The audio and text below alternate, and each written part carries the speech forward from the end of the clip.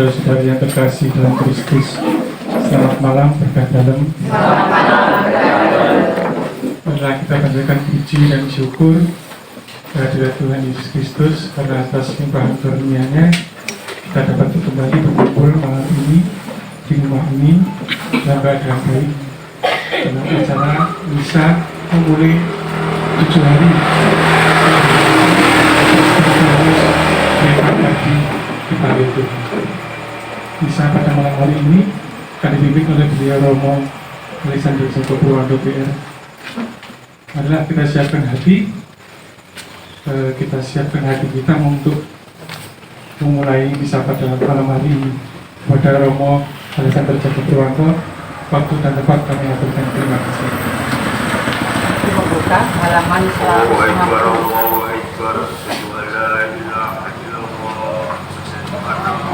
Nomor 6,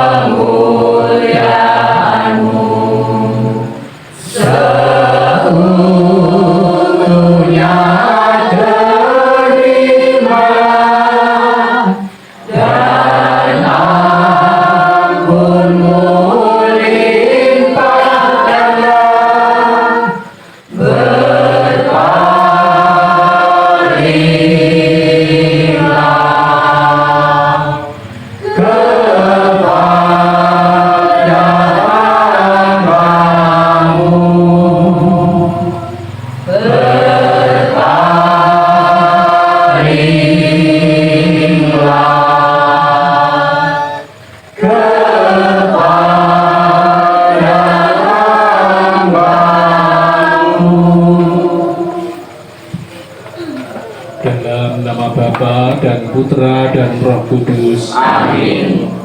Kasih karunia dan damai sejahtera dari Allah Bapa dan dari Putranya Yesus Kristus bersamamu dan bersama rohmu. Bapak Ibu, saudara-saudari yang berkasih, selamat malam, berkah dalam. Pada hari ini kita bersama-sama dengan keluarga berdoa secara khusus bagi Bapak Sebastianus Revan RD yang 7 hari lalu dipanggil Tuhan. Orang Jawa itu angka 7 itu angka keberuntungan, maka namanya pitulungan. Angka pitu, jadi 7 itu sebagai pertolongan.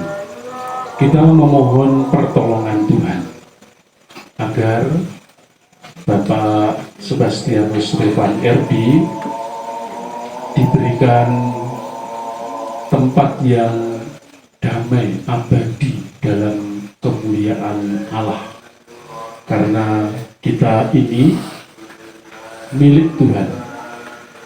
Santo Paulus mengatakan baik hidup maupun mati kita adalah milik Tuhan. Maka selagi kita masih hidup, kita gunakan waktu kita sebaik-baiknya untuk memuliakan Tuhan. Dan selama kita mati, kita juga menjadi keluarga besar Allah dan akan selalu berdoa bagi kita yang masih berjuang di dunia ini. Maka Bapak Sebastianus Revan RD menjadi talang, menjadi jalan mengalirnya rahmat Allah melalui doa-doa bagi keluarga. Maka mari kita siapkan hati kita, kita menyatu dengan Tuhan dalam Ekaristi ini dan memohon rahmat pengampunan.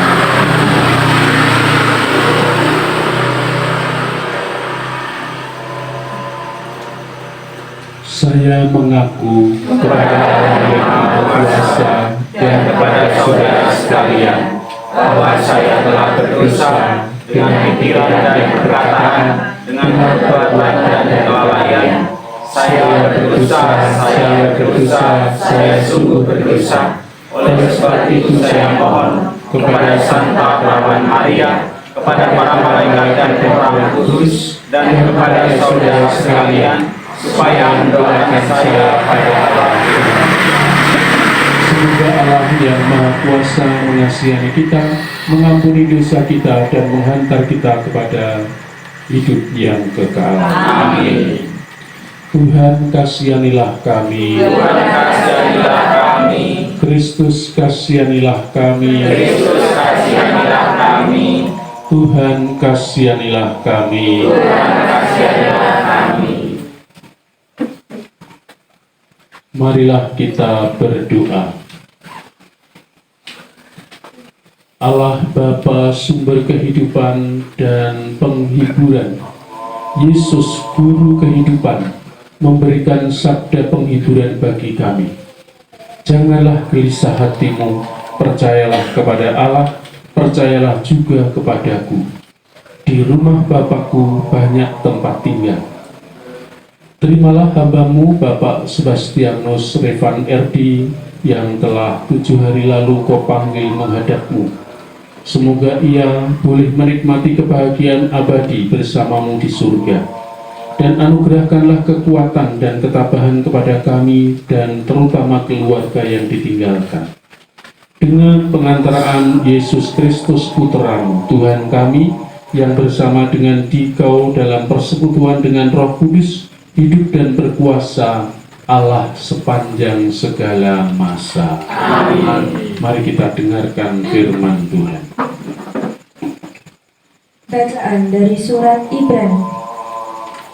Sebab itu, baiklah kita waspada, supaya jangan ada seorang pun di antara kamu yang dianggap ketinggalan. Sekalipun janji akan masuk ke dalam perhentiannya masih berlaku.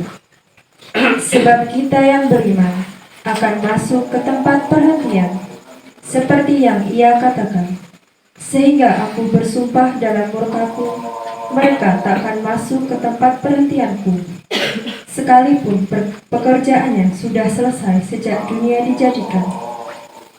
Sebab tentang hari ketujuh pernah dikatakan di dalam suatu nas, dan Allah berhenti pada hari ketujuh dari segala pekerjaannya. Dan dalam nas itu kita baca, mereka takkan masuk ke tempat perhentianku. Jadi sudah jelas bahwa ada sejumlah orang akan masuk ke tempat perhentian, sedangkan mereka yang kepadanya lebih dahulu diberitakan kabar kesukaan itu tidak masuk dalam perhentian mereka.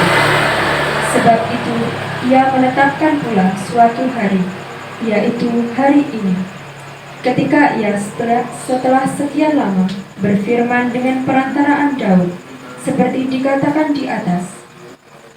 Pada hari ini, jika kamu mendengar suaranya, janganlah keraskan hatimu. Sebab barang siapa telah masuk ke tempat perhentiannya, ia sendiri telah berhenti dari segala pekerjaannya, sama seperti Allah berhenti dari pekerjaannya. Karena itulah baiklah kita berusaha untuk masuk ke dalam perhentian itu, supaya jangan seorang pun jatuh karena mengikuti contoh ketidaktaatan itu juga. Sebab firman Allah hidup dan kuat dan lebih tajam dari pedang bermata dua manapun. Ia menusuk amat dalam sampai memisahkan jiwa dan roh, sendi-sendi dan sumsum. Ia sanggup membedakan pertimbangan dan pikiran hati kita. Dan tidak ada suatu makhluk pun yang tersembunyi di hadapannya. sebab segala sesuatu yang ada dan terbuka di depan mata Dia, yang kepadanya kita harus memberikan pertanggungjawab. Demikianlah sabda Tuhan. Mazmur tanggapan dengan refren, Sabdamu ya Tuhan adalah roh kehidupan. Sabdamu ya Tuhan adalah roh dan kehidupan. Taurat Tuhan itu sempurna, menyegarkan jiwa. Peraturan Tuhan itu teguh, memberikan hikmat kepada orang yang bersahaja. Sabdamu ya Tuhan adalah roh dan kehidupan. Takut akan Tuhan itu suci, tetap untuk selama-lamanya. Hukum-hukum Tuhan itu benar, adil selamanya.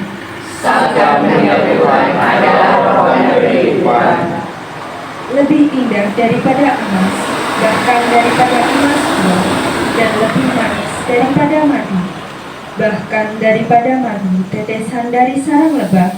Sabdamu ya Tuhan adalah roh dan kehidupan. Terpujilah Kristus Tuhan, Raja yang mulia dan kekal.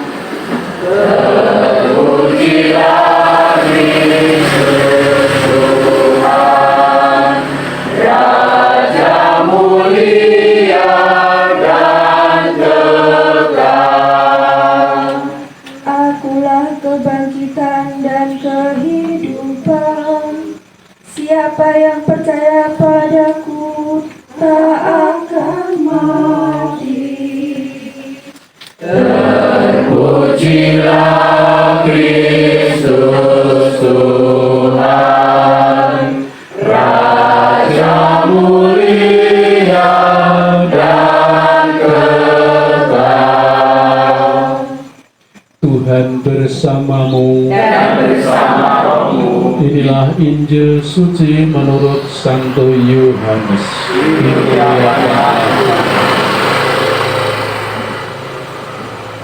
Dalam amanat perpisahannya, Yesus berkata kepada murid-muridnya, "Janganlah gelisah hatimu, percayalah kepada Allah, percayalah juga kepadaku.